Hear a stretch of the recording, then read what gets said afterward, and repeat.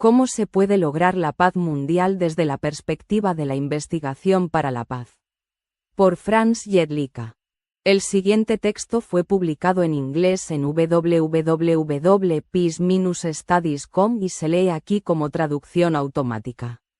Por favor, disculpe los errores. El artículo en el sitio web puede publicarse sin cambios y con un enlace a este sitio web en otros sitios web y en otras publicaciones sin consultar al autor, ya que fue publicado bajo una licencia Creative Commons. Mucha gente quiere la paz en el mundo. Sin embargo, cuando se trata de la paz mundial, también hay un principio simple que se aplica a muchos temas de la vida. Debes aprender de aquellos que lo hacen mejor que tú. Eso significa, puedes aprender de los países más pacíficos del mundo. 3 características importantes de estos países son: la forma democrática de gobierno, una legislación coherente contra la violencia, y un alto nivel de igualdad para las mujeres. Me gustaría centrarme en los aspectos segundo y tercero de este texto, porque la importancia de la democracia para la paz es ampliamente conocida. Mi investigación sobre la paz, en la que analicé la legislación de todos los países del mundo en relación con diversas formas de violencia, en la Culture of Violence Scale, muestra lo siguiente. Los países pacíficos han prohibido legalmente todas las formas de violencia. Este es el caso, por ejemplo, en la mayoría de los países de la Unión Europea. Allí están prohibidos la violencia en la crianza de los hijos, la violencia contra las mujeres, la pena de muerte, la tortura, los castigos corporales en prisión y la violencia contra los homosexuales.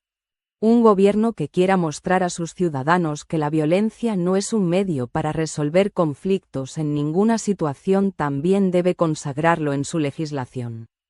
Las leyes de un país son la base del comportamiento de las personas y, normalmente, también la base de su moral. Solo una prohibición absoluta de todas las formas de violencia demuestra una política coherente de no violencia.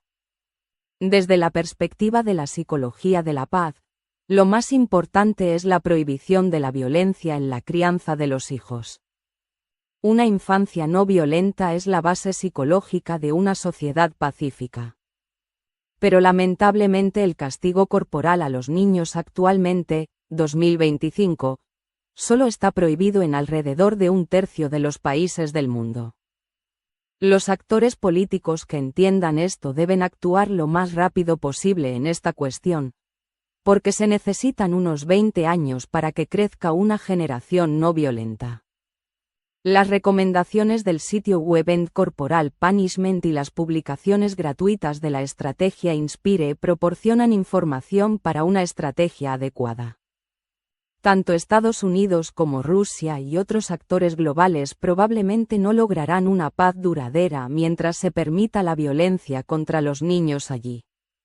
Lo que se aplica a la cuestión de la protección de los niños también se aplica a la cuestión de la violencia contra las mujeres. También debe estar prohibida por ley. Al igual que la violación conyugal.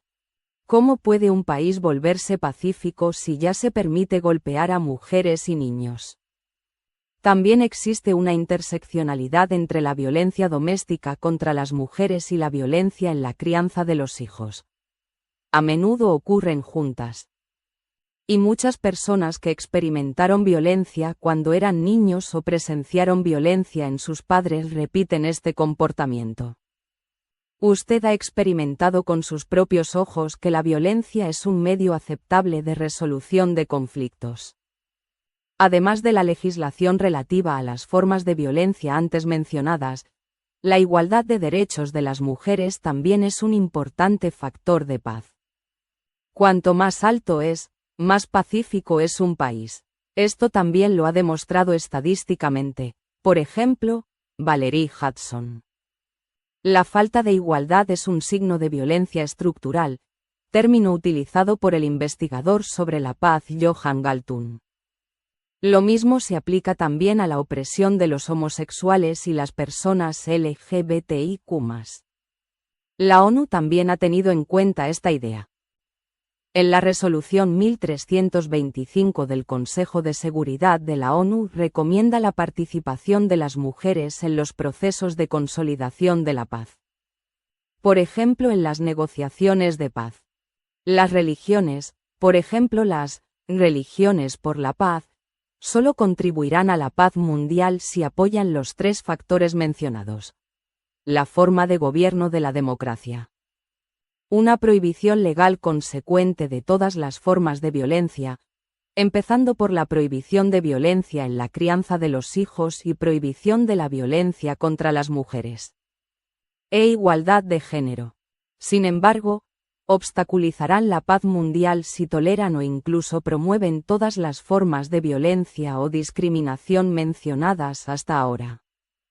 Desafortunadamente, esto sigue siendo así cuando se trata de cuestiones de castigo corporal en la educación y violencia contra las mujeres y los homosexuales. Incluso el actual Papa Francisco ha recomendado varias veces el castigo corporal a los niños. Probablemente sin saberlo, está obstaculizando su propia misión de paz. Lamentablemente, muchas religiones también obstaculizan o incluso impiden la igualdad de derechos para las mujeres.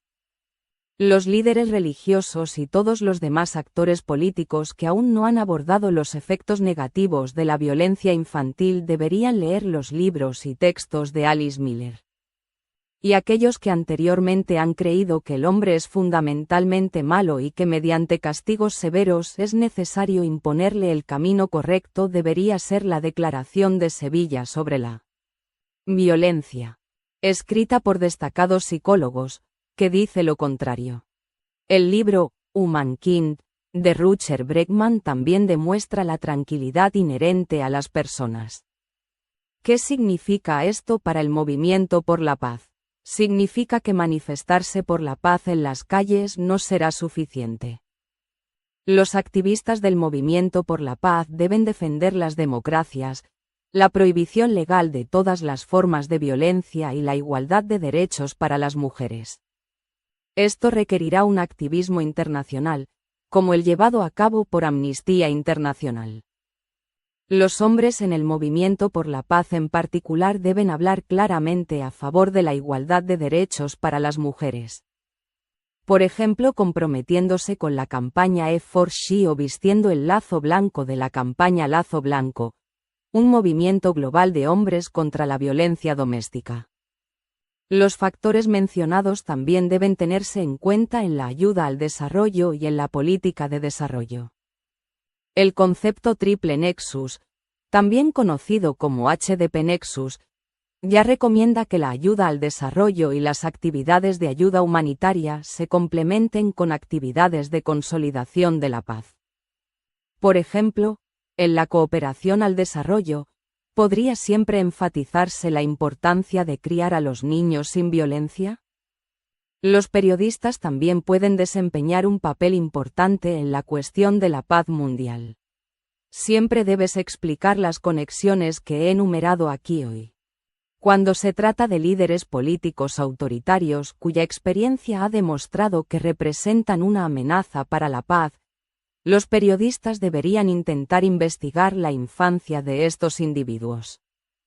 Las investigaciones psicohistóricas, en las que se analizaron las biografías de los políticos, han demostrado que los propios belicistas y dictadores experimentaron violencia en la infancia. Puede leer sobre esto, por ejemplo, en las publicaciones de Sven Fuchs. Si se reconoce esto a tiempo, quizás se pueda prevenir algo peor.